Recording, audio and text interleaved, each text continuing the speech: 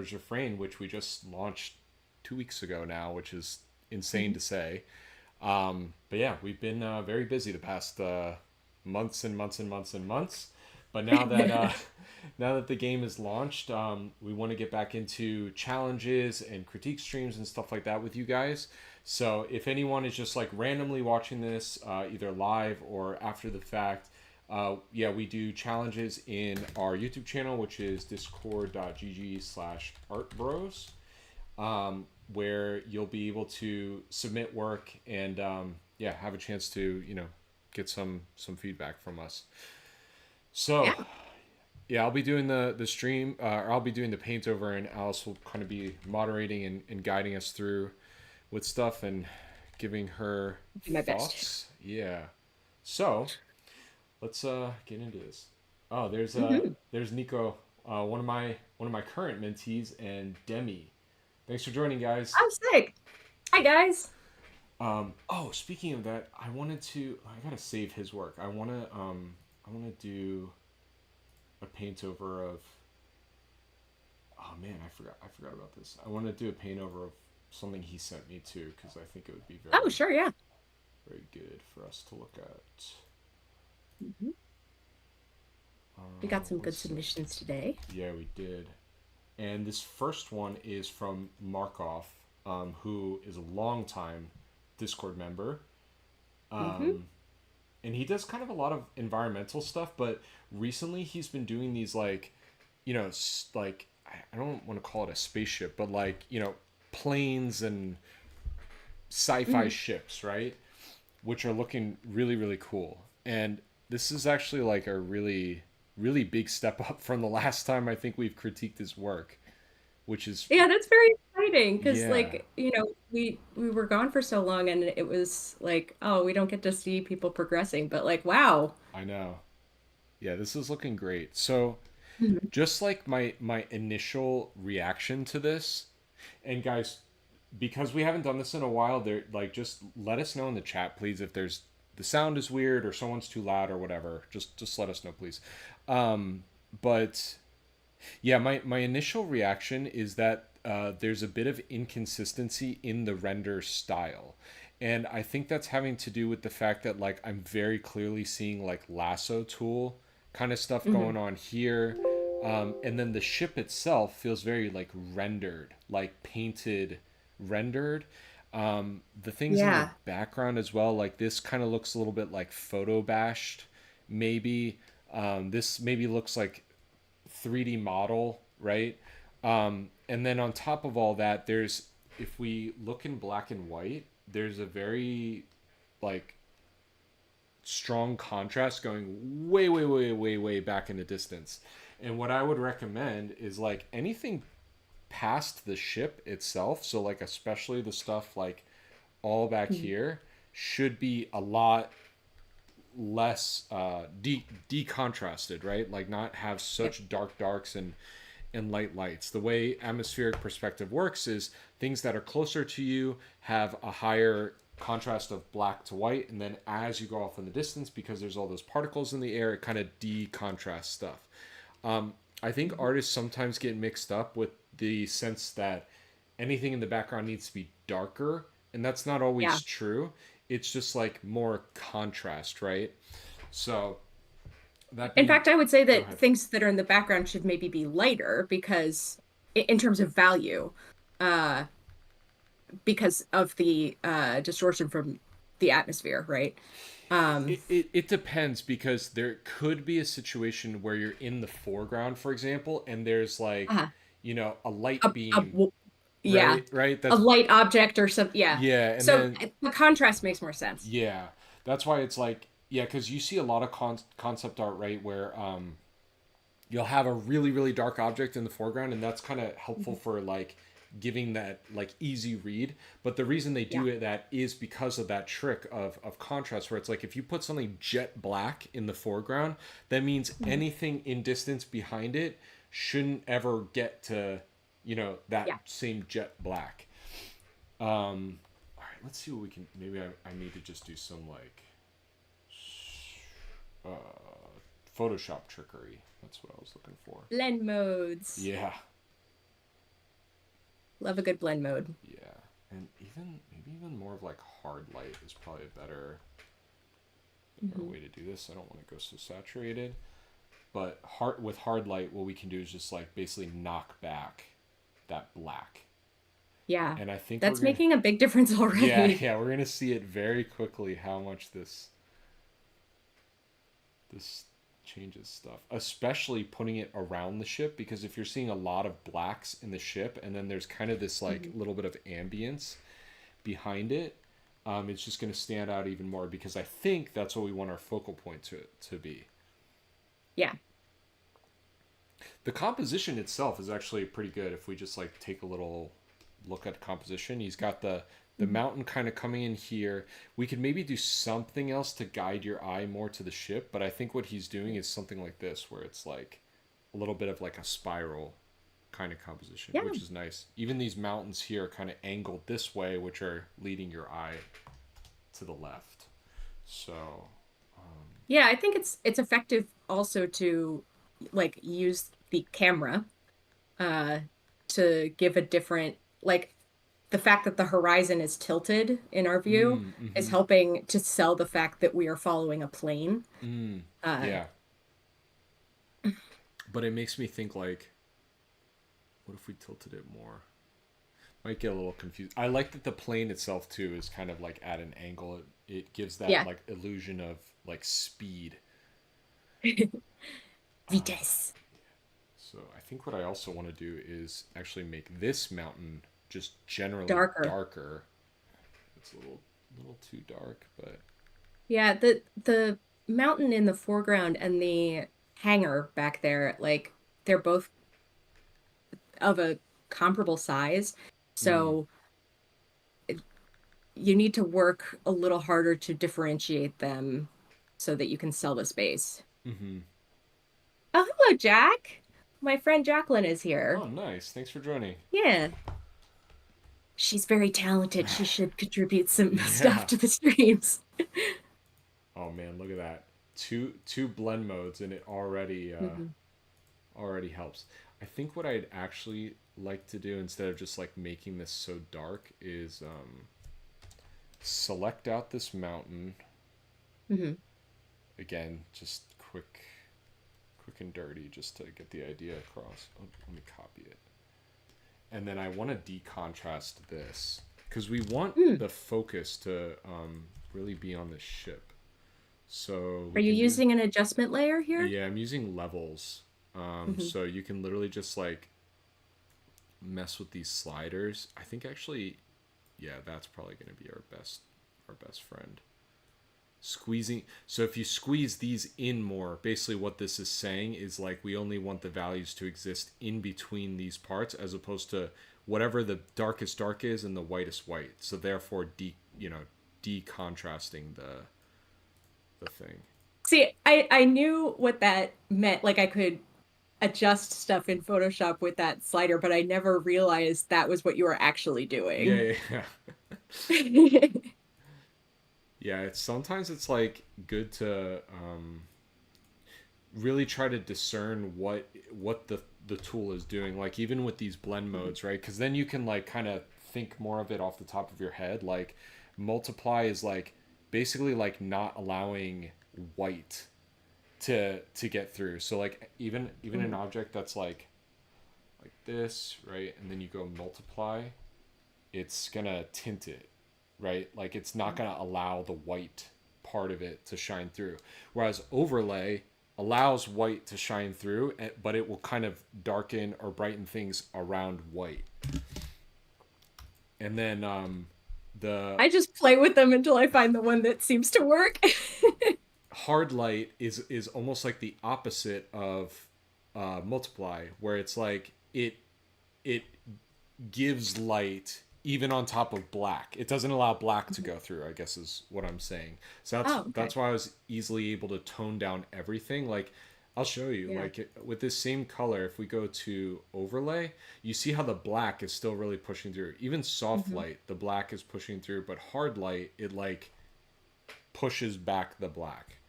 Yeah. Um I have another question about yeah, this yeah. piece.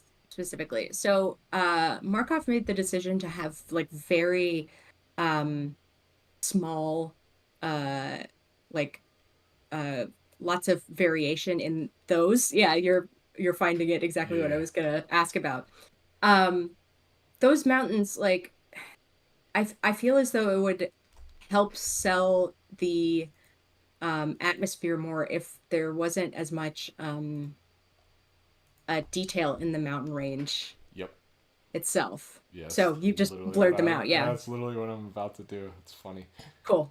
Yeah, so what I'm Yeah, gonna because do is like the back layer I'm blurring the most, the mid layer I'm gonna blur a little bit less, so that it feels stronger as it goes forward. I think probably this structure it would do better to like paint out some detail as yeah, opposed to just blurring it. But honestly, like he really should have just gone in and painted some of these mountains a little bit softer. But we hmm can maybe do a compromise on this too. What am I doing? Gaussian blur. See how I'm not going to go as hard with that. yeah, And let's do this test again. Yeah, okay. Um, oh yeah, and then this is the other thing I want to do. This is like where you'd want to go in. So the other thing too is I hmm think that you were kind of just saying this, Alice, is like there's a lot of detail on it too. So yeah, beyond it being so crisp, there's too many little lines. Absolutely no reason he needed to go in on the shadow side of this mountain and paint all these little lines. Like it's just yeah. no reason to do that. Our pathetic human eyes cannot perceive that far. Yeah, they can't perceive that far, and from a distance it just looks like a ton of noise. So Yes, so it'll look for confuse you. yep, look for these like big shapes. Like right here there's like two little lines. Like connect Mhm. these and make a more interesting shape Yeah, from those lines. And you kind of want to just when you're painting environments you want to do this like all the way around. And you've actually been doing some environment stuff recently, right? Like you just posted something like a oh yes, yeah. yeah. I did a study of a photo that I took a couple years ago, and I was having a great time with it because I was just like, I'm going to give myself permission to spend this afternoon painting something that is like not Like like there's no for a pressure on it. portfolio or something. Yeah, yeah, Yeah, yeah. yeah. Gotcha. Um, I think it's easy to stop yourself before you even start thinking like what value is this piece going to give me? Mm-hmm. Um, instead of just creating for the joy of creating. Mm-hmm. Because we're all stressed. We want to advance and like make things that are um useful to us in and like optically important, but just practicing your skills with something that you enjoy is also really important for your growth as an artist. Yeah, yeah.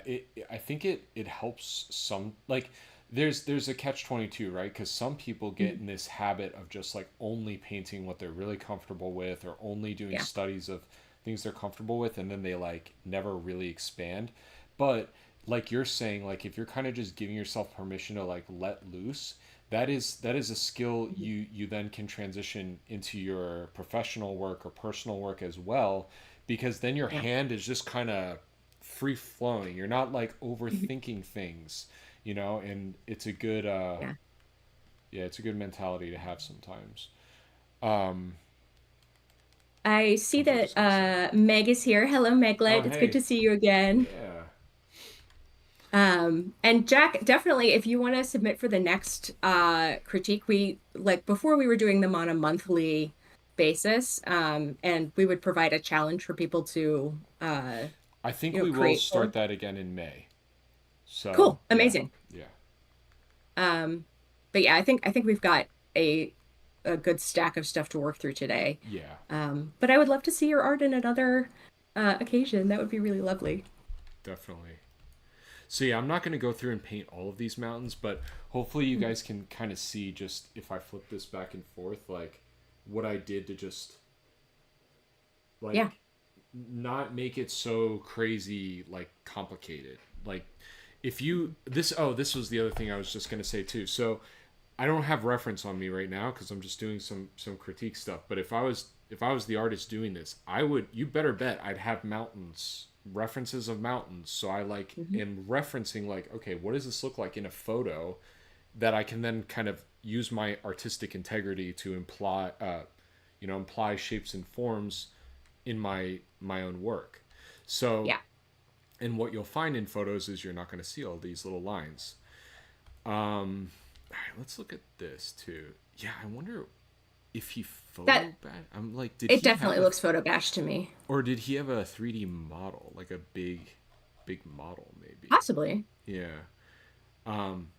Yeah, so like I'll preface this by saying like I'm not an expert at utilizing 3D or photo bashing, but what I can say as a critiquer is that this needs to be blended in more to the painting to sell the Mhm. fact that it's a painting and not a photo bash, right? And you'll Yeah. see artists that like worked on like The Last of Us or Assassin's Creed are like masters of this. So what I would suggest, just like looking at a real life mountain, I would look at artists who are very successful in doing these big matte paintings and see what kind of tricks they're using to blend this in. Mhm. So just some of the things I'm thinking of off the top of my head is like these big obvious areas where it's like I mean, thankfully there's not too much what do you call it? Jaggies like on the edge. Yeah. It's not that bad, but I would still just take my brush and kind of like blend in with the background a little bit more. Maybe we Mhm. can like even like throw some of this cloud like over top of this. It's like we want to, and Yeah. I see he's kind of doing it here, but we just want to like integrate the environment into the model or the photo bash like a little bit Mhm. more so that it's not so like it's not just standing Yeah. out. Like throwing around like paint strokes too, I think is what can really help sell Oh, it. absolutely. Yeah, give it a little bit of like uh Love. artistic touch. Yeah, Yeah. so that it looks like, you know, it's not sort of like a collage. Yeah. Um the person that I think like I got the best tips about photo bashing from Mm. was Tyler Edlin. Mm. He has a bunch of videos on his YouTube channel. I don't know if he has one specifically about bashing, but he also like if you're trying to integrate 3D model work or photos into your paintings, I also highly recommend like if you have to do like a whole bunch of windows or metal panels or something in the distance, like paint one and then copy and paste it Mm. so that you're still speeding up your workflow, but you don't have to rely on like, okay, how am I gonna take this real world object that's very clearly a photo Yeah. and paint into it. You can like create your own kit as you're working, which I think is a really helpful tool. Yeah. And the reason I'm being so hard on this is because I think this could be a really good portfolio piece, and it's not going to take a Mhm. lot of effort to get it up to that like really industry standard professional look. It's like composition, lighting, all that stuff is there. It's just like the execution needs to be perfected to get it feeling like really professional looking. Like Yeah. even stuff like this where like I don't know, this could be a brush, but this almost looks like a cloud photo right here. Mhm. It's just distracting. Like I can see it, like you don't want Yeah. people to be able to see these elements of your painting. And that took me 2 seconds to blend that out and make it look more cohesive with the rest of your illustration. Yeah, I think it's this kind of stuff too. Like this is most people are not going to be looking very hard down here, but it's the image as a Yeah. whole that kind of comes together to give that effect. So like here, I'd even paint in like just a cut mark, just so it doesn't look like you have these like basic polygons that Mhm. you're working off of. And Yeah, I there's would some, even yeah, think maybe you could blend out some of the individual stairs yeah, because good call.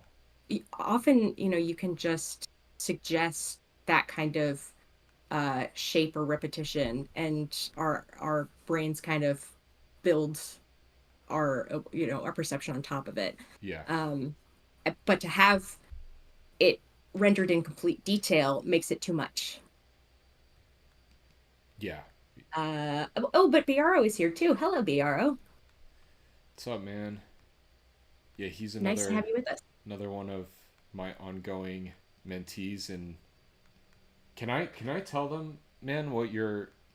I'm not going to spoil it, but can I just say that you're working on something, or do you not want me to Ooh. say it?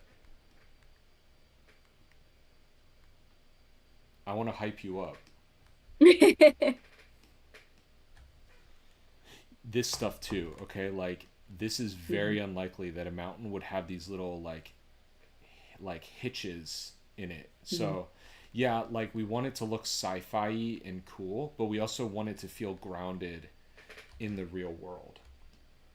Yeah. Um, I yeah. entirely sympathize with Markov in wanting to render out every single little line and detail on these mountains because I feel like mountains and trees are two natural objects where you think like, but it's so clean and Mm. clear, in my vision, and I have to make sure that every little bit is rendered perfectly so that it seems realistic. But I don't know, there's a trick to like using just enough to make it seem uh plausible. Yeah, I think good good painters to look at are like Mhm. anime background painters Yeah. because they do such an amazing job at expressing a bunch of detail but like in clusters so that it's Mhm. just visually pleasing but not like over rendered because obviously like the Mhm. character in an anime needs to stand out amongst the background. Yeah, Yeah. just some of these things. I know the other artist who we worked with for Traveler's Refrain, Paloma, Mm, she and I geeked out about our favorite uh like Ghibli painters and mm, stuff, and we were like, oh, you like this person, how about this person, like what do you think of their technique for rendering this? yeah.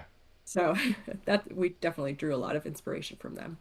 Yeah, I think like studying how artists approach complicated forms and what they do to make them look painterly Mhm. is important. And something I think Markov needs to, or he could do whatever he wants, but you know what I mean. Should I would Yeah. recommend him to study.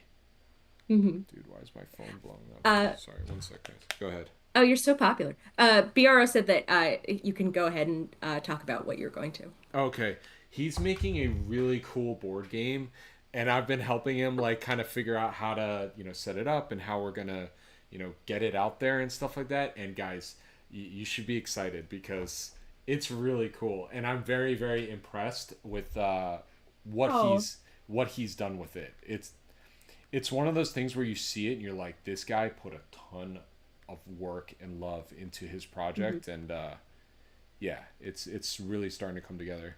What's been cool That is too, super cool. yeah, what's been cool too is there's an application called Tabletop Simulator on Steam, and you can Oh kind of yeah. like upload cards and pieces and stuff like that. So like we've actually been able to play each other through that, Hmm. even though like we don't live in the same place. So it's That been is really so nice. funny. I definitely saw either through Steam or Discord that you had booted up Tabletop Simulator, and Yeah, I was like, you're like, what the what heck is is Nick Nick playing? playing? He like because a ton of people I know play Magic or D&D Oh, okay, through yeah. Tabletop, and I was like, I did not think that Nick was into those Yeah, games, but okay. you're like Nick should be working on the game right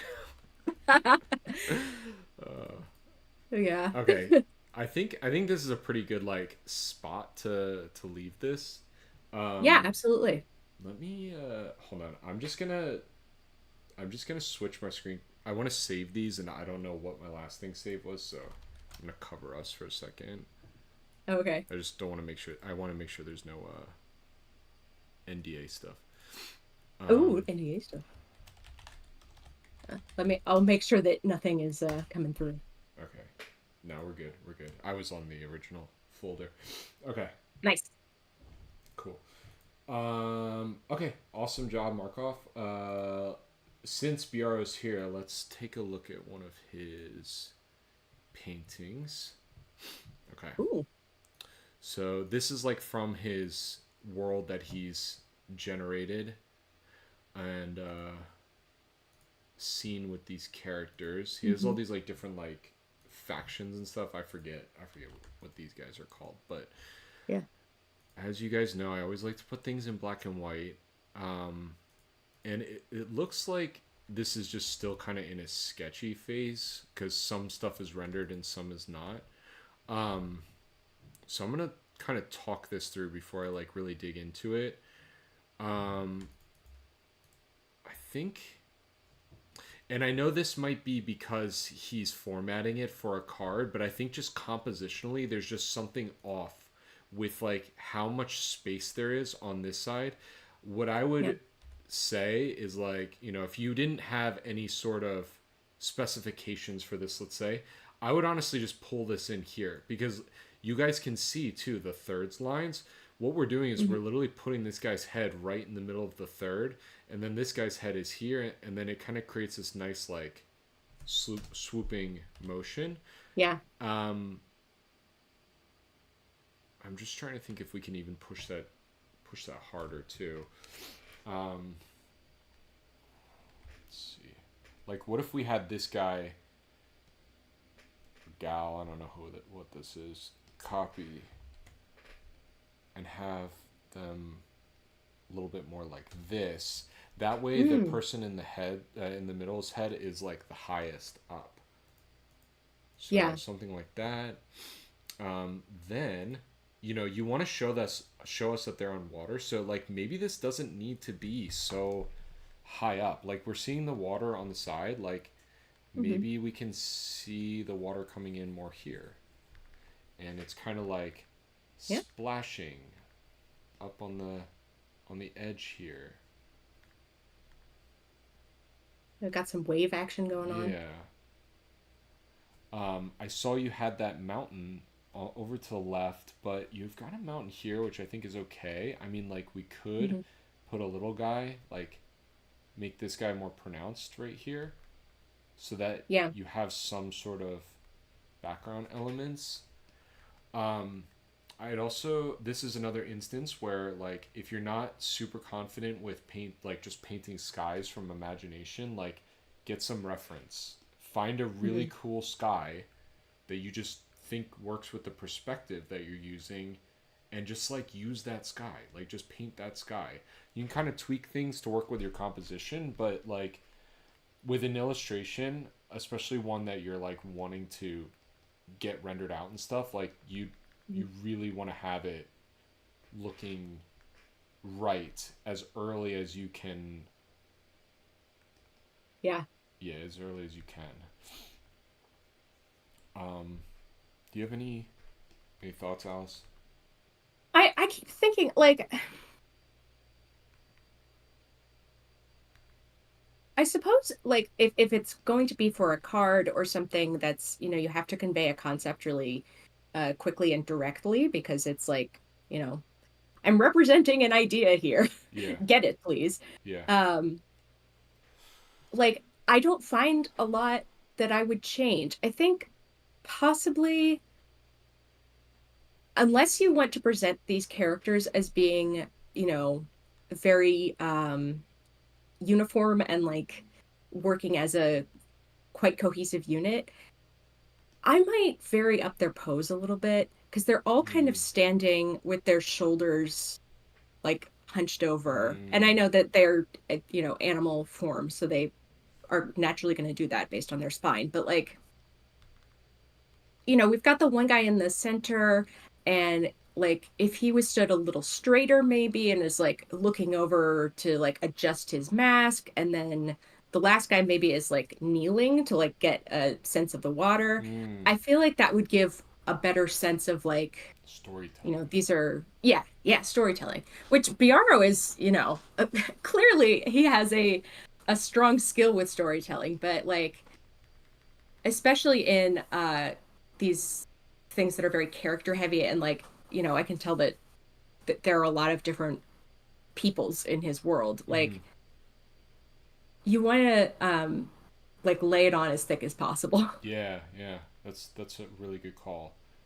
Yeah, you don't have to be subtle when you're doing especially illustrative work. Like Mhm. go all out because you want to use every opportunity to get your idea across. Yeah. Also, hi, Crazy Pug. Hey, thanks for joining. Um, yeah, I think just showcasing emotion as much as you can Mm-hmm. in an illustration is like the point of the illustration, right? You want to feel somewhat attached to the situation that's happening. Mm-hmm. So, yeah, I'm just trying to think of what else I would do. I'm also trying to think just in terms of like uh, technical stuff. Like, there's some things going on with the perspective that I think we need Mm-hmm. to address, which is like it's always the the boring stuff that's the most needed to discuss. But you are showing us the horizon line is here, right? So at least we've got like a point of contact.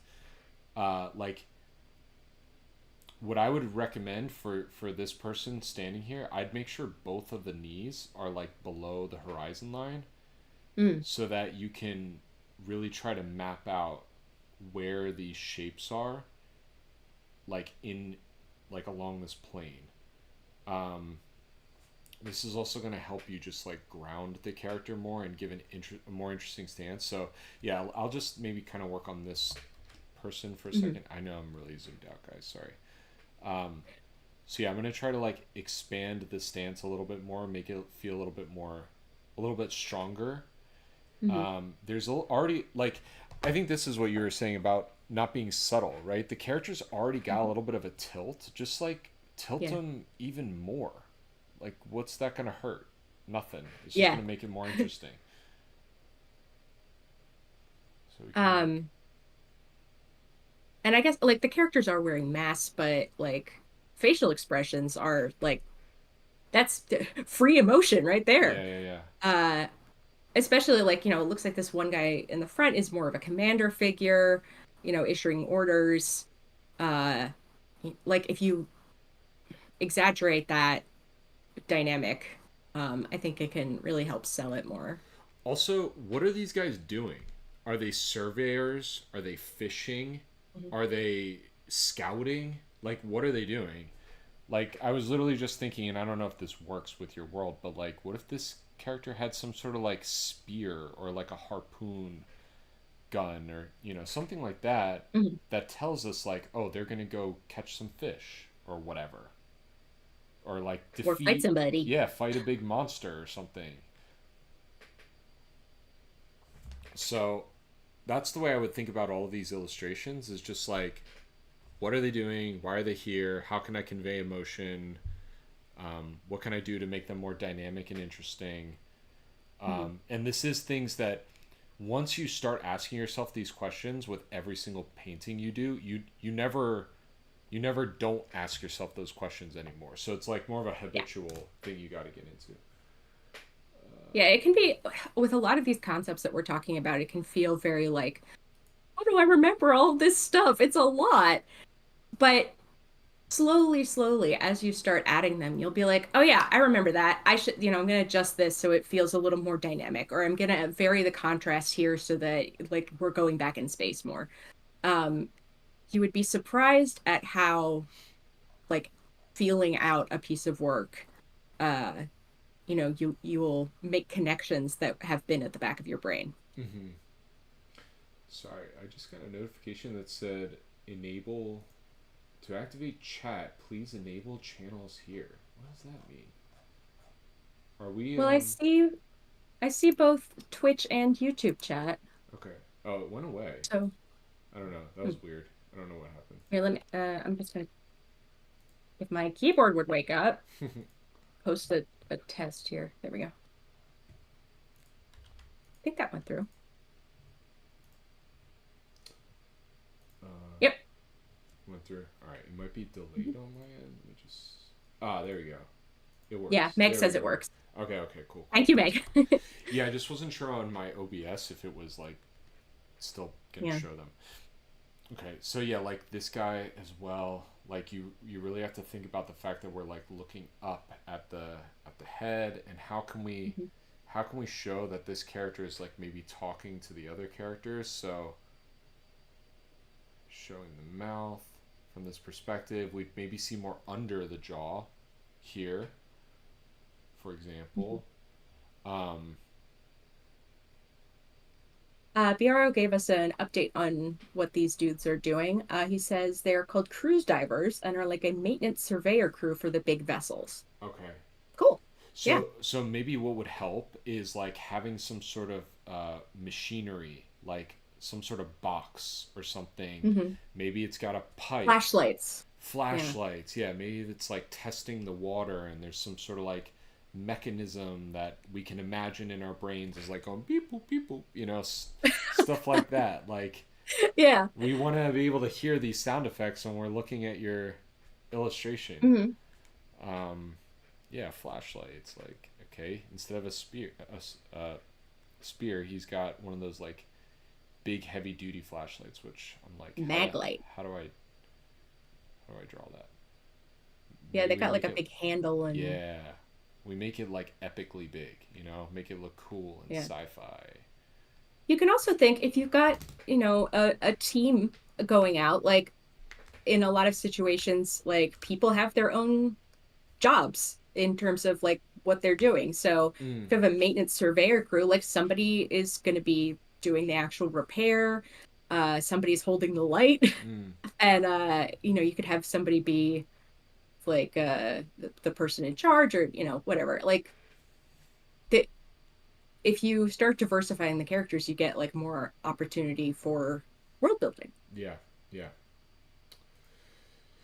Cool. All right, let's move on. So this is Nico's piece. He's starting to do a Mhm. portrait. This is a work in progress, but a portrait of Wanda um, Nice. from the Avengers, and he was saying he was just having trouble figuring out the structure of her face, and like Mm. this is one that I think is good to look at because first of all, faces are really hard to begin Yeah. with, and yeah, I think a lot of people have this problem. Is like, how do I make this drawing look like this person? And I Hmm. think she's actually even particularly hard because she's got very distinct features. She has a very thin nose. She has very big eyes. She has a very like high jaw, Yeah, cheek her cheek. cheekbones are very. Yeah. I So love that we just both pet our faces. yeah, I'm like, what is this part of my face? So yeah, I think it's like, especially with a person that has more distinct features, it's easier to over exaggerate it, which sometimes can work in your favor. But if you're trying to make it look realistic, it can be very hard. So the first thing I want to try to think about is the angle of her face, and I think that's the first issue actually, Hmm. um, where I think what we're actually seeing, if I just draw on the reference, is like she is looking pretty straight, but like her head is just like slightly angled like this way, like Mhm. like tilted this way, just ever so slightly. His face is either straight on or almost angled more this way, right? So we need to like give her face some depth. It's like we need to like extrude the front of her face a little bit more Mhm. so that it feels more accurate to the reference, and also kind of gives that like little bit of subtlety to her. I Yeah. think we can see it most easily like with the insides of the eyes. It's like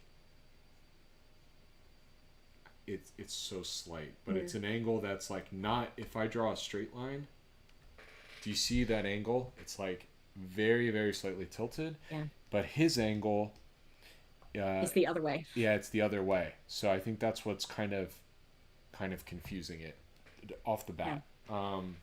The next thing I want to look at is like point to point sort of things. So this is Mhm. something I kind of noticed where like from the edge of her head to the inside of her eye is too small in comparison to the ref.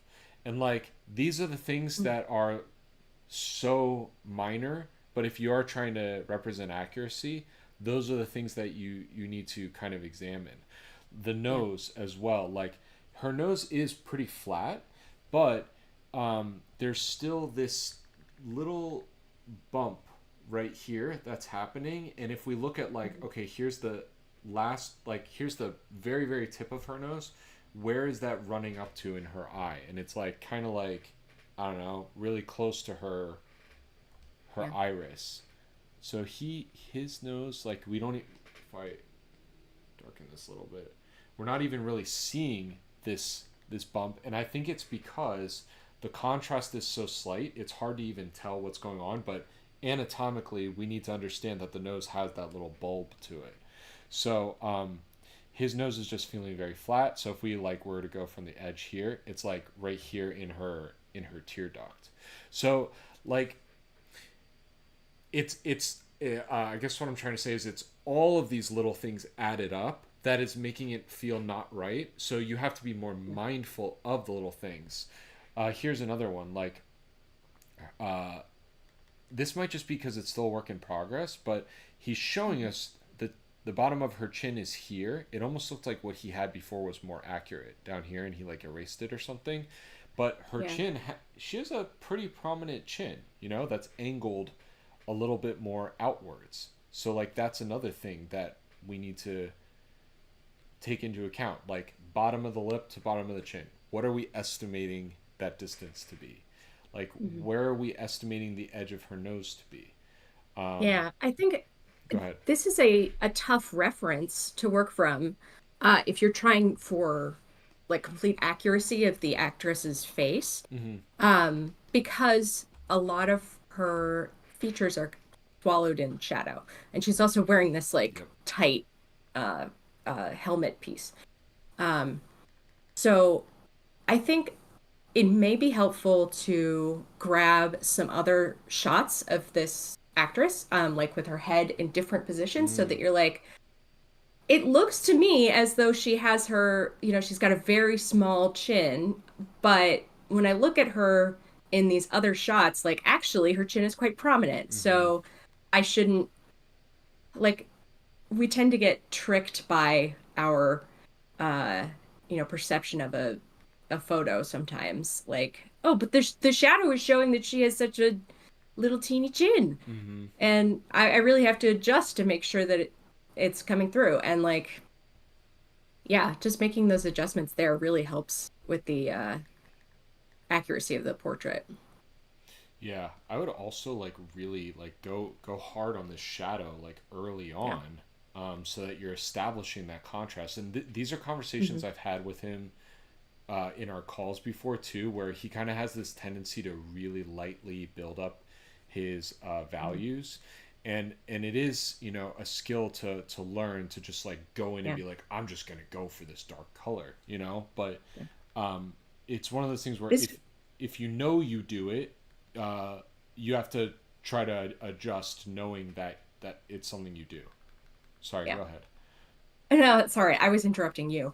Um, the that difference I would describe as painting like a watercolorist versus painting like an oil painter. Mm-hmm. Like both techniques are completely viable, but I think digital is digital painting is far more analogous to oil, where if you focus on just laying down big slabs of color and then refining and refining as you go, you're going to get a far more accurate or even like pleasing um, result because uh, you're not like thinking about like how something should look, but how it actually is.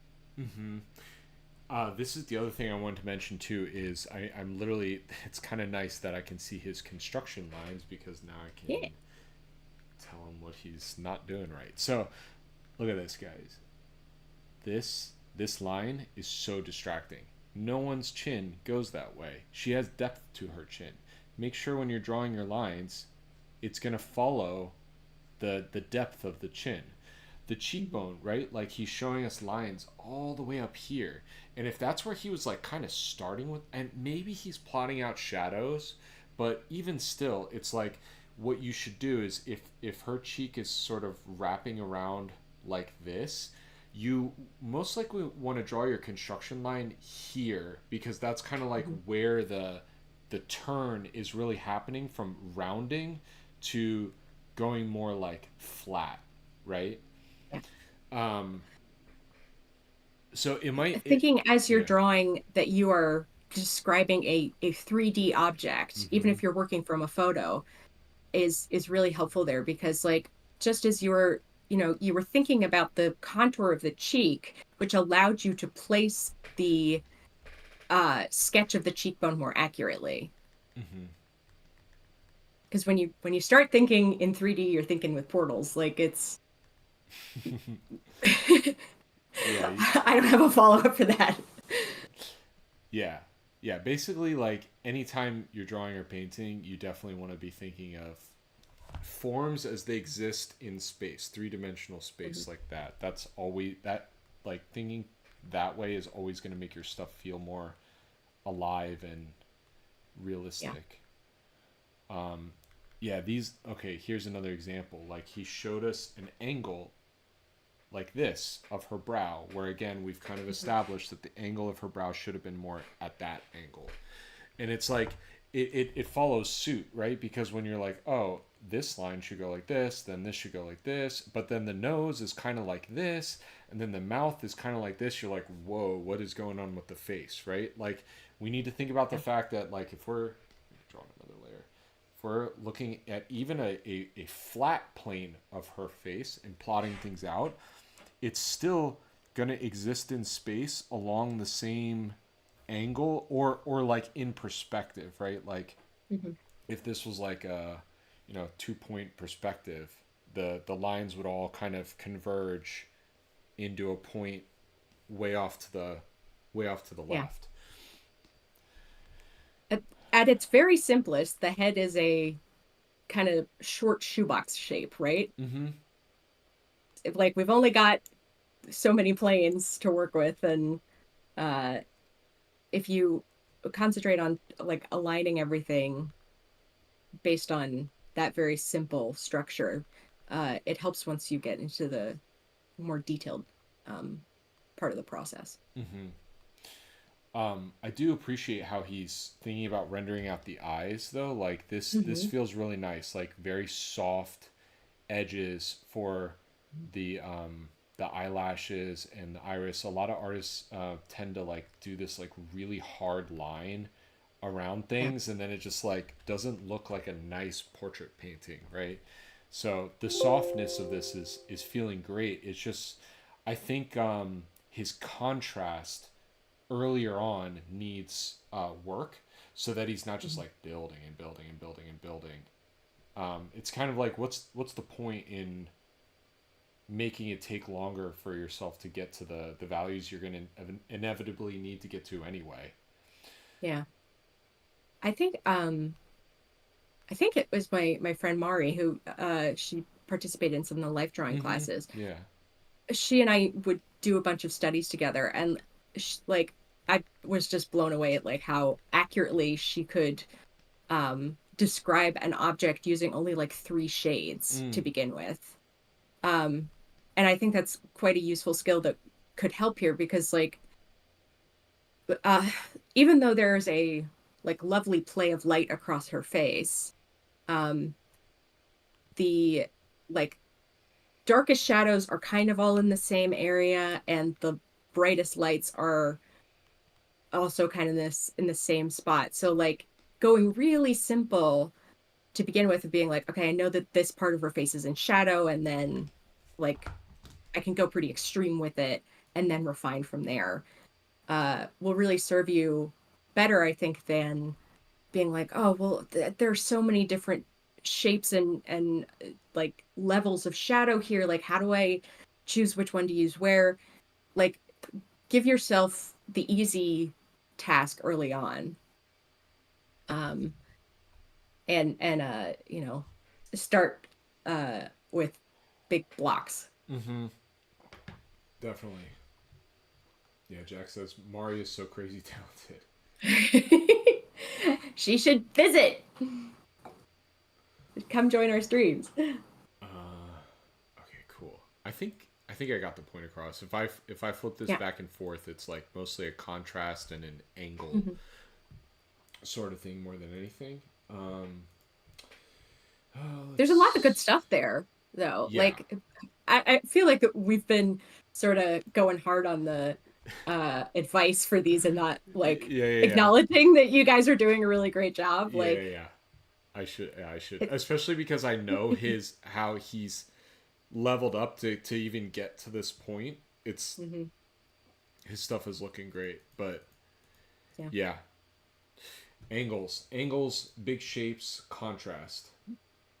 All right, I'm just trying to think of like, let's look at maybe Rio's. Rio Okay. has I another. saw that Jack actually sent one in too, if we have time. Yeah, let me see. I like Yeah. to, just so you guys know, I like to pick ones that I feel are going to be the most helpful for everyone. So if I don't pick yours, it's there's the only reason is just because there's something else that I felt is more educational. Mhm. Um, Or all right, maybe here your it work is just so good that he has nothing to say. is. Yeah. This one is actually really good to discuss.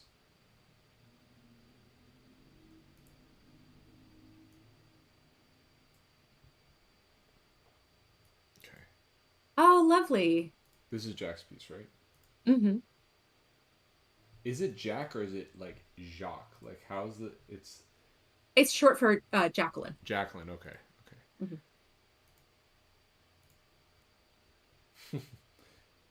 Nick said thanks for the feedback. We'll definitely refer back to it. Awesome. Yeah, good job, man. The one thing I want to say specifically to him is like I was kind of harping on him for building up his layers, but what I did see is even though his contrast wasn't where it needed to be, I wasn't Mhm. seeing these like little light overlay because that's what I was really noticing on his work before is like overlaying almost like hatch marks that were very like apparent and digital looking. This Mhm. looks like he pushed into it. You know, that's like what you want to do with Yeah. your painting. So that's looking really good. Be Okay. aggressive.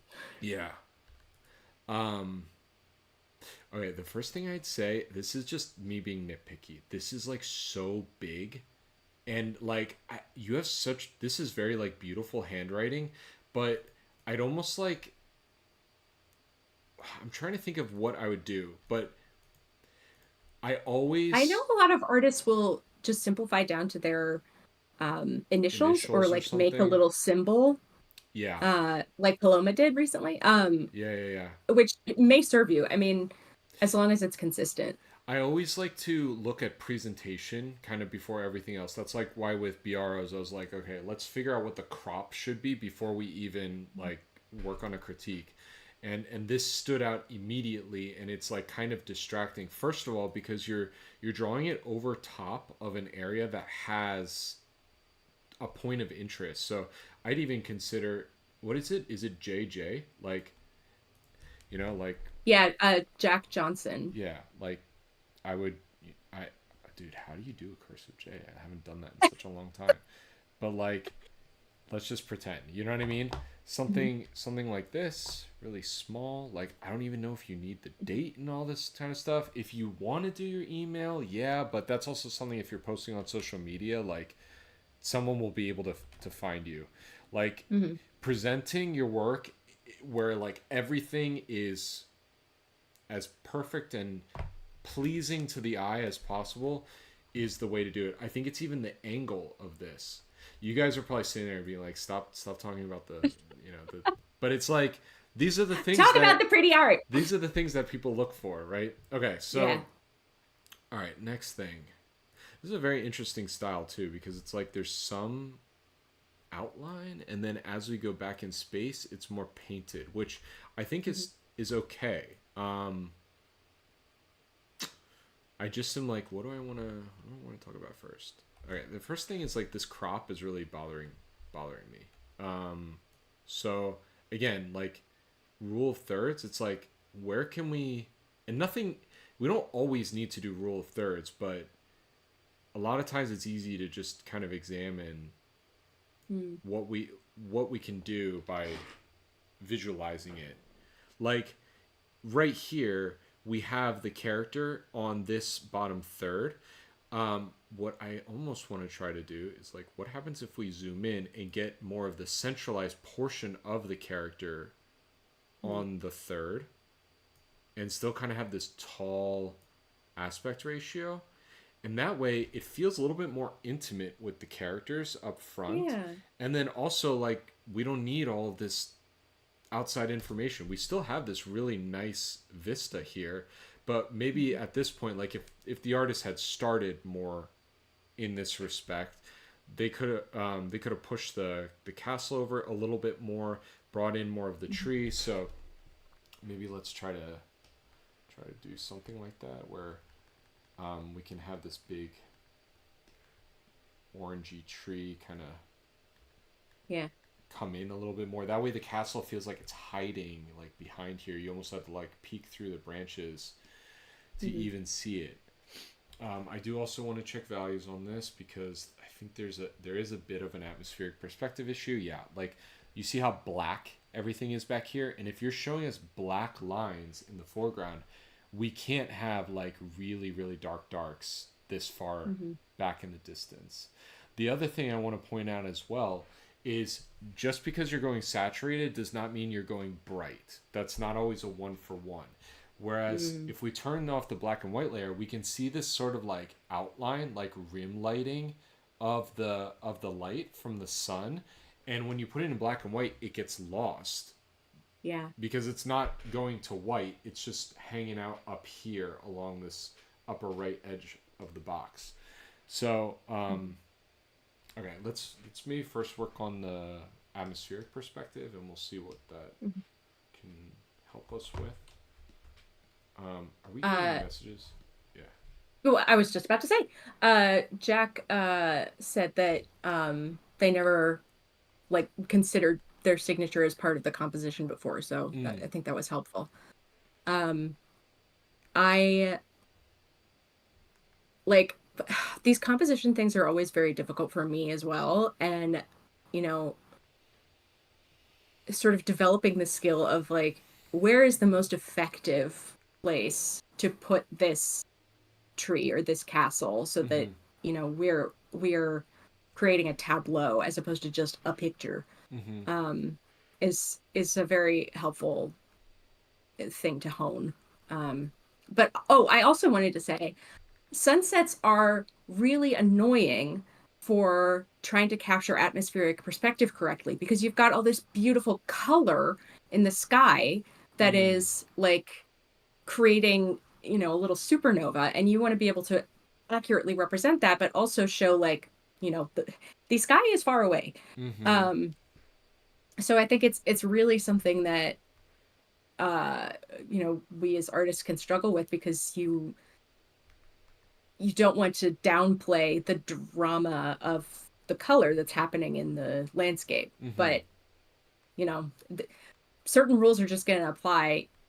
And I think our perception um, of like how bright a thing actually is or what the value actually is can be skewed by the sort of information of the scene as a whole. You know how Mm-hmm. like when you put a slightly greenish gray next to a bright red, it looks like immensely green, Mm-hmm. um, just by virtue of them being next to each other. I don't know. Am I being coherent? Yeah, yeah, yeah.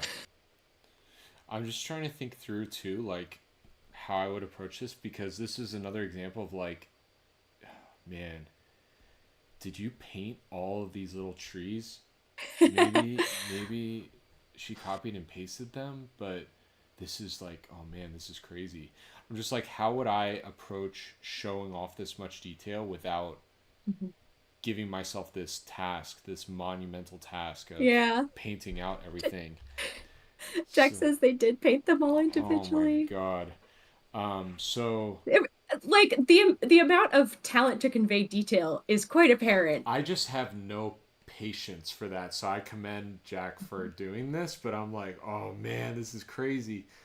I think what I would do is clump shapes a little bit more so it doesn't just keep looking like point, point, point.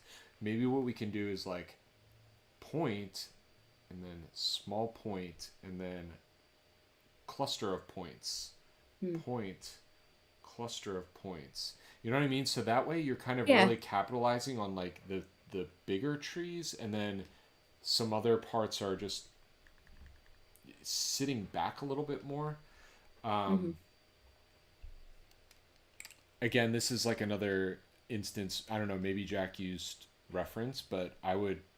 I'm not an environment painter. Like I've painted environments, Hmm. but I'm not an environment painter. So I would really be using reference to its fullest to Hmm. make sure I'm capturing this as accurately as I can.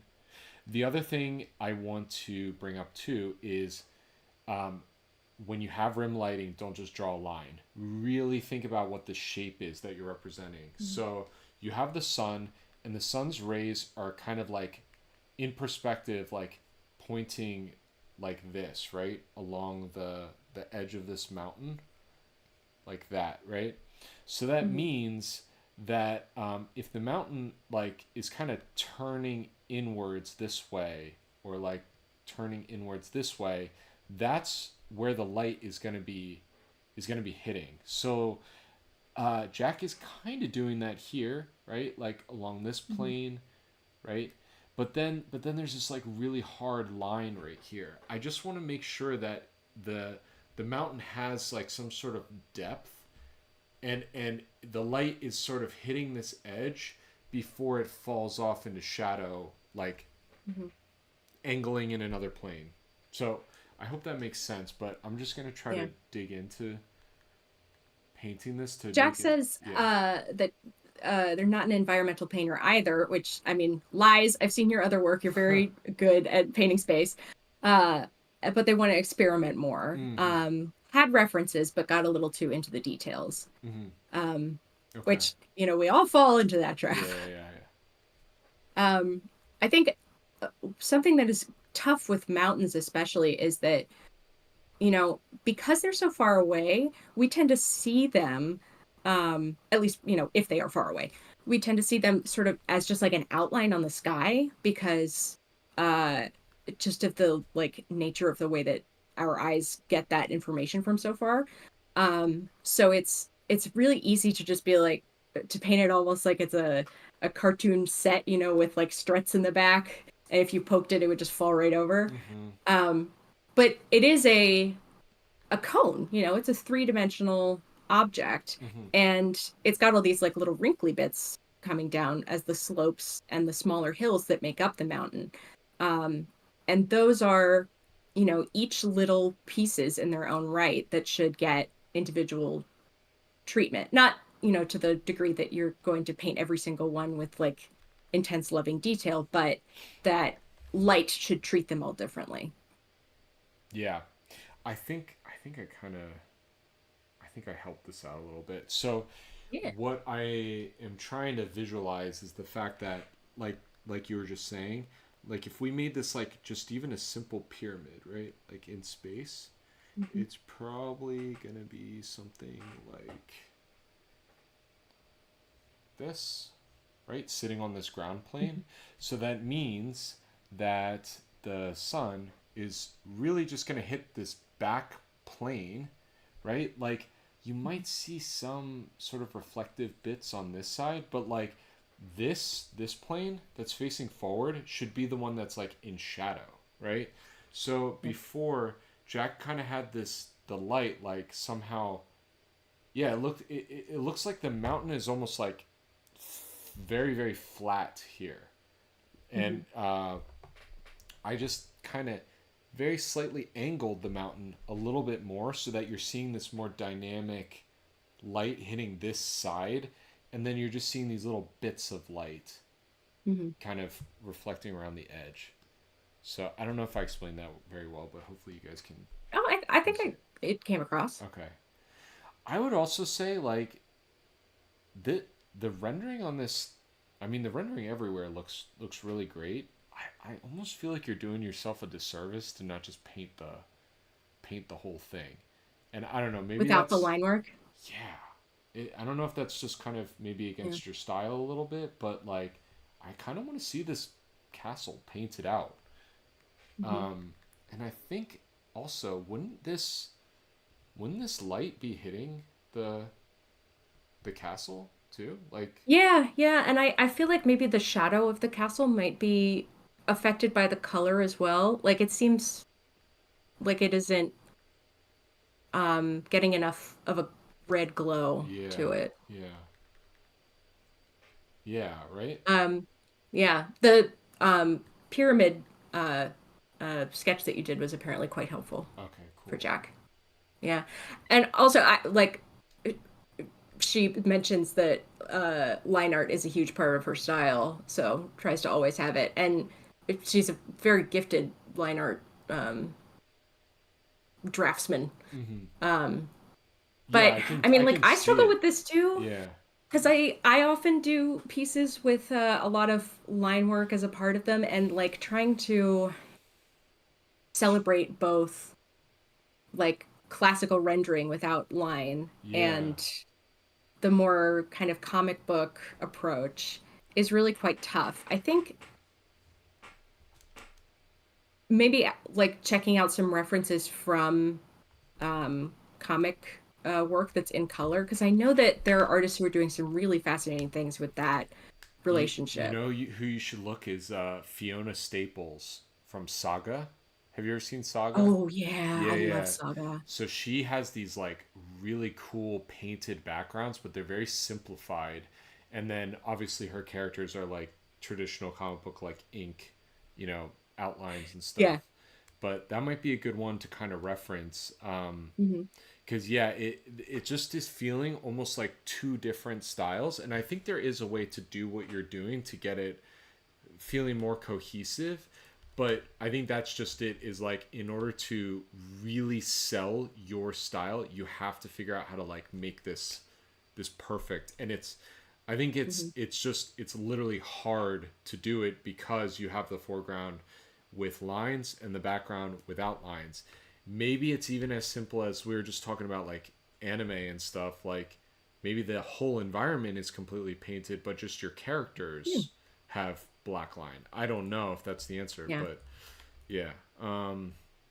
I think also like you know who else kind of I've doesn't Sam does art does stuff like that too, right? Like he has characters sometimes that have like black outline, but then his backgrounds are kind of rendered out. Hmm. It's more stylized, but I'm sure you're like I just can't bring anything to mind. yeah, And we were just talking about him the other yeah, day. Uh, you're but yeah, it's a balance to be struck. yeah. Either way, like if you're showing us this sunset, you're showing these really harsh, you know, oranges and stuff. I think you either have to break your line work on the top edges to give your character this lighting, this rim lighting, Mm, or it needs to be really thin underneath your line work. But I almost think sometimes it's cool when artists have line art and then they break the line work for lighting or effects or yeah. whatever.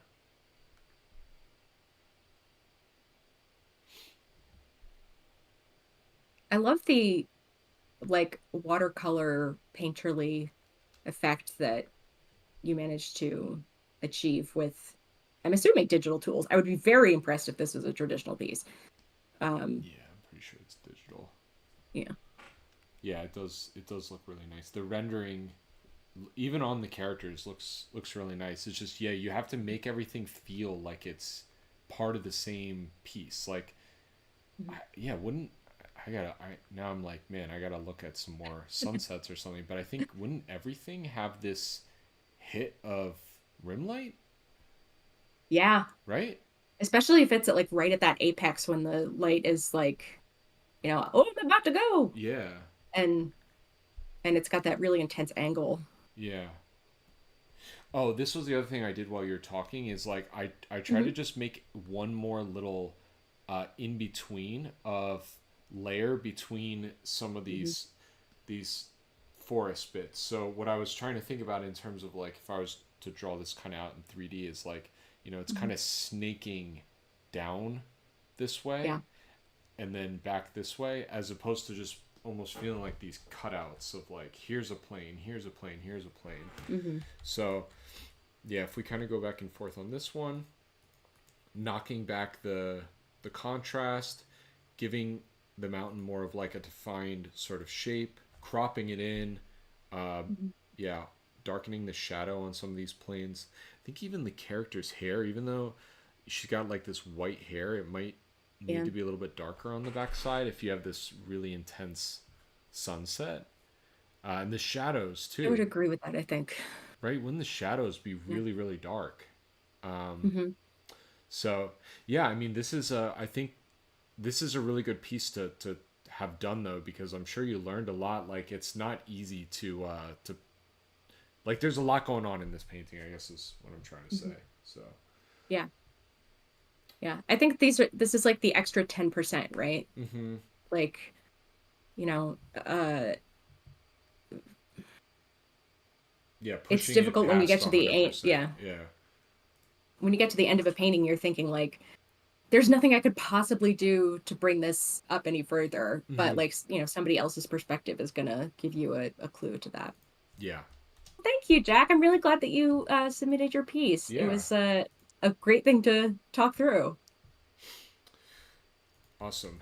All right, I wanted to just more quickly kind of go through some of the other ones. Hmm. So this is Rio's piece. The first thing I would say with this is like, okay, it's got this really dynamic, almost like cinematic look, but Hmm. you want to ask yourself too. It's like, what's the point of this, right? Like, Hmm. what is the train carrying? Why is the train going through this reddish tunnel? Like, is someone controlling the train? Is the train controlling Yeah. itself? Like all of these storytelling questions to make it more than just a painting of a train.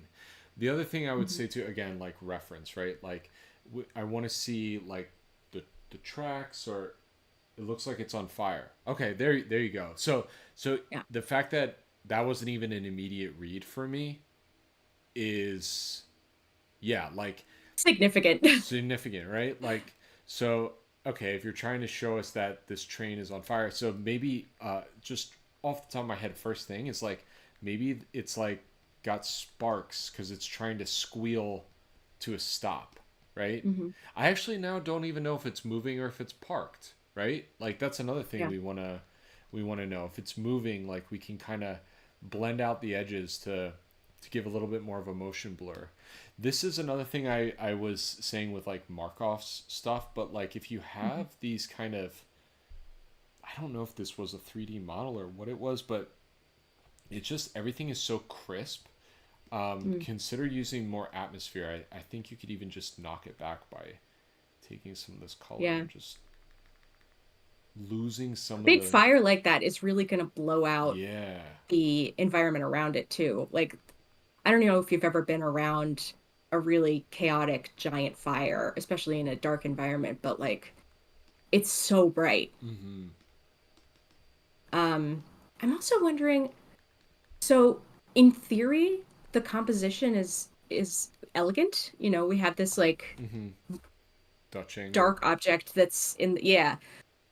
But I almost wish that the train were closer to the viewer. If Yeah. there's not anything that's supposed to be in front, like I don't know if this is a finished piece or not. It Um, does make it almost unnerving that it is far away, but then it's like we yeah. have to set dress the scene to Hmm. show us even more what's going on. Like here's just an example. Oops. Like what if there's a um like a blocker of some sort here? Hmm. What if this place is condemned? These are all the things we could ask ourselves to make it feel like, because that would actually be kind of cool, the fact that it's weirdly eerie and far away, but you're showing us there's this, maybe even this blocker Hmm. broke, and it's like someone had gone in there to purposefully set this train on fire. Like that's how you start thinking like a storyteller with your paintings, is Hmm. like giving us little hints of what you're telling us is happening in the scene without straight up being like, Mhm. here's a character, here's a this thing, here's that thing. Um, I had a mentor once who was going through some composition sketches that I'd done. I mm-hmm, was trying to frame Beauty and the Beast in like a new way. mm, It was part of an assignment. And he was like, "You've chosen all of the story significant moments to illustrate, but not necessarily the most visually interesting that would mm, give us more of a sense of the entire world." mm-hmm, So it's quite difficult to be like judicious in choosing which element of the scene you choose to illustrate. Like if we're looking at this scene where a train has caught on fire, mm-hmm. Rio said that it's a derailed train. Okay. Like we can choose to frame it from this angle, but what is um like what value is that adding? Mm-hmm, You know, it would it be more effective to show the train like from the inside with the fire, or like, you know, mm, there's so many different ways that we can convey this. And I I like I said before, the I think the composition is quite interesting shape and like light wise, but is this the best way to tell the story that you're trying to tell? mm-hmm. Yeah, yeah, I agree. I think that it's like there's something here, but I want Mhm. more answers as to what's going on, and I think that's what would make it effective. Yeah. Because the fact that you're like, yeah, it's a train, it's on fire, it's derailed, all this stuff. Like, is it? Are we looking at it from the side? Like, is this the tracks? And we're like side, like, you know what I mean? These are the things that I'm like Yeah. just kind of confused about that I want to know more answers to. Yeah, to help sell us on the illustration. But overall, I mean, like, yeah, the rendering is like looking pretty nice. Just Mhm. keep pushing your stuff just all around, and I think, yeah, it's getting there.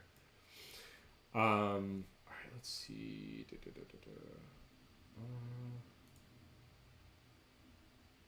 All right, honestly, some of these other ones I'm like having trouble figuring out how I would kind of share critique. Mhm. Mm, Is there anybody like in chat who is desperate for some help and like has a specific question about their piece? that's a good question too. Let's see. Look, what did Meg? What is this that she submitted? Okay, this is like some sort of illustration. Oh, this is Mm. intense. Dang, Meg. I'd say, okay, if I'm just doing like a proportional critique on this, I think that's maybe where I could lend some help. Is you kind of have this dynamic perspective of we're looking down on the figure, so I think there's things you can do. Again, we're always trying to push the storytelling as best we can. Obviously, it's a very intense thematic, so Mhm. even something along the lines of like maybe her head is more tilted and more like her hand is like covering more. What if it's just straight up covering her eyes to begin with? We're just seeing the mouth, and then the hair is kind of all splayed out. What if the hair is like really long? Like that could look cool with all this empty space. Yeah. I Um, think also it's a very like straight up and down pose, but if somebody were to actually like just flop under the floor without, you know, in such a dejected fashion, your body isn't going to be so perfectly straight up and down, right? Like you might the back might be twisted a little bit. yeah, yeah, yeah. I see what you're saying. Yeah. Hmm. So like trying to figure out that center line, right, along the Yeah. figure like that. This is also an image that or a pose with a tripod. You could just take a ref of yourself, like very Hmm. easily, and A have tripod or a friend. yeah, or a friend, whatever, um, have a lot more accuracy. So what I'm trying to do is, even though we're looking straight on it, give it more depth. So like the knee is coming at the camera. This elbow is kind of, I guess this elbow. Well, yeah, no. If the elbow's like on the face like this, the elbow would also be coming at the camera, Hmm. right? Like that. The chest is going to be coming towards the camera. This arm's kind of lying flat a little bit more.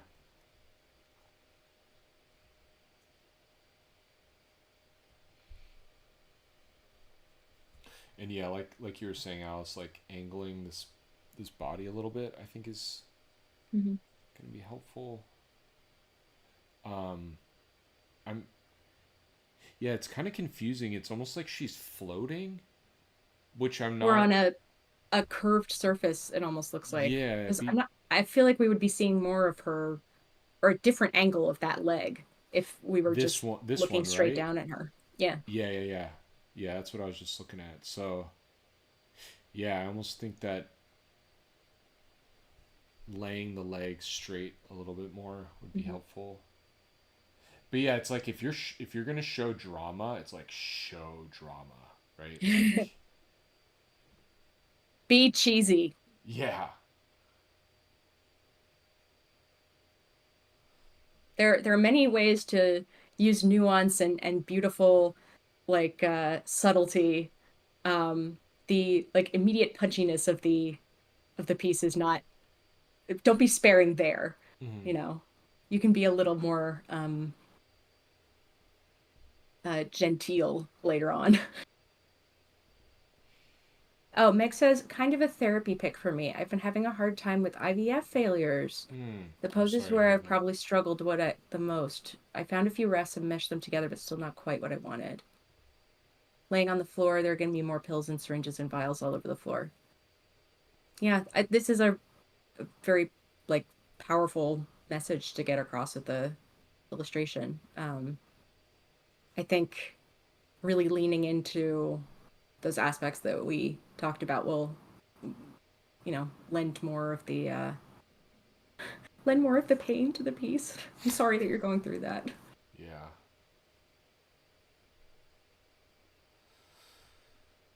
yeah. I think hands too, right? Like Hmm. beautiful, like just elegant looking hands, even though it's like kind of letting go of this bottle, having I think the best thing to do is when you're posing hands is you just kind of try to let it loose and hang a Yeah. little bit. Those always just look the nicest, and that's what people are looking for. Even on the face, right? Like I could go like this with my hands on my face, or I could just like gently Yeah. loosen them, right? And like you see my pinky is curled a little bit.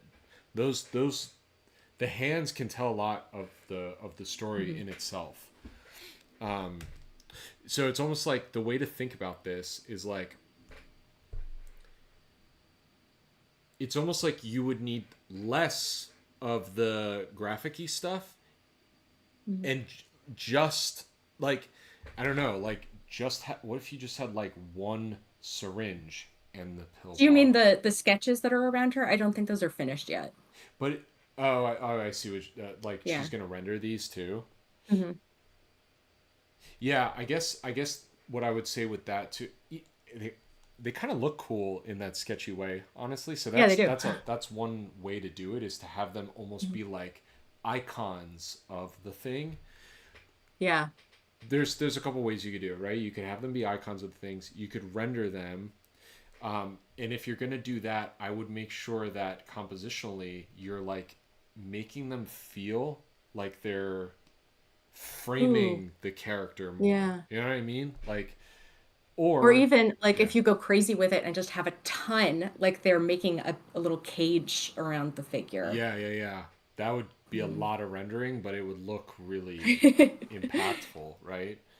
Yeah. But I think if you're doing like a really important to you emotional kind of piece, it's worth just go all in, right? Like make it Yeah. crazy. And I think it will speak to other people that way as well. So, Yeah. I was speaking to a friend about this the other day, actually, like how creating art about tough emotions can be really freeing. Hmm.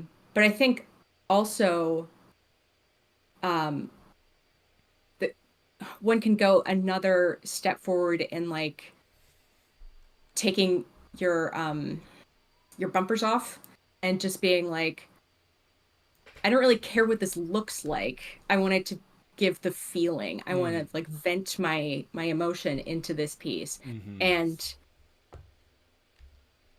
you know, it depends on what your goal is with it, Meg. Like if you want to give more people the view of it, or if it's more of a personal thing for you, like really I feel as though like indulging in the act of creating rather than the final product um could be helpful. It's been helpful for me in doing this kind of piece. Hmm. Yeah. She said, I want to display the sheer amount of daily meds, syringes, blood tests, and more. I'll kind of go into it for something that might be worth it later on. Yeah. Mm. Nice. Cool. I think this is actually a good one to leave off on because I gotta Yep. hop off. But yeah, guys, like awesome work and thank you for submitting. I hope you guys like learned something from this and found it helpful. And yeah, look out for monthly challenges again. I'm gonna try to start that up Yeah. in May. And yeah, keep posting awesome work in the Discord and sharing it with people. So Yeah. Really nice to hang out with you guys yeah, again. yeah, Thanks for submitting everything. yeah. All right, guys. We'll see you later.